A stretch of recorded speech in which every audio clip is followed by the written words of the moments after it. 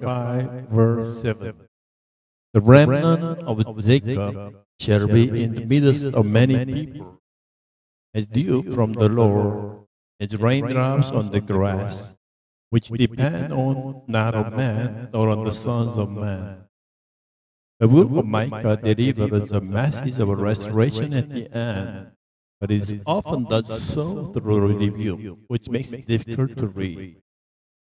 With Micah, we see that salvation comes only through judgment, restoration through discipline, and resurrection through suffering and death. That's because no one wants to undergo discipline, judgment, suffering, or death. The reason for judgment is our idolatry, that is, placing something other than God in God's place and worshiping Him as such. The modern age, where money seems to be necessary for every dream, it easily becomes an idol.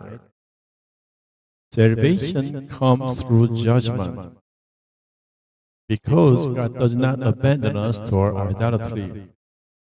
He comes down from His heavenly throne to reveal Himself to us and overthrow idols. When He chose a way of worship other than of the redemption offered by Jesus Christ, the Holy Spirit, and the church where the Spirit of Jesus dwells, we end up worshiping an idol.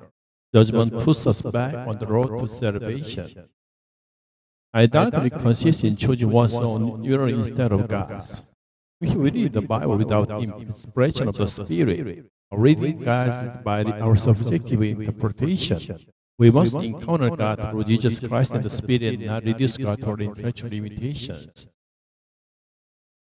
Modalism is erroneous understanding of the Trinity consists in saying that there is only one God who manifests Himself in different forms of morals.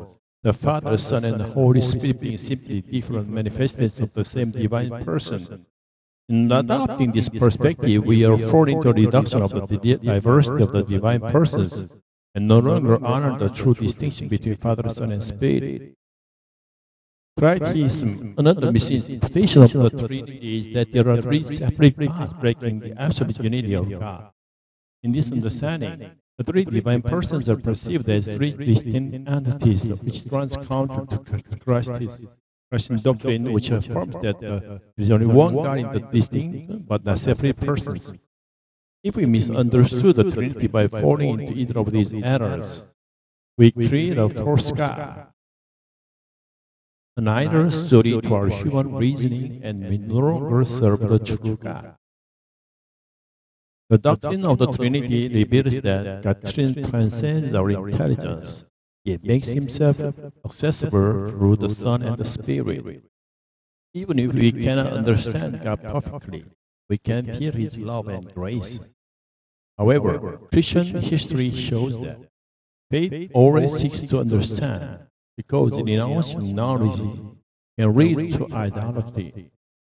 God gives us a spiritual knowledge through the Spirit, and even if we can always put it into words, we worship God according to His will through true communion and love.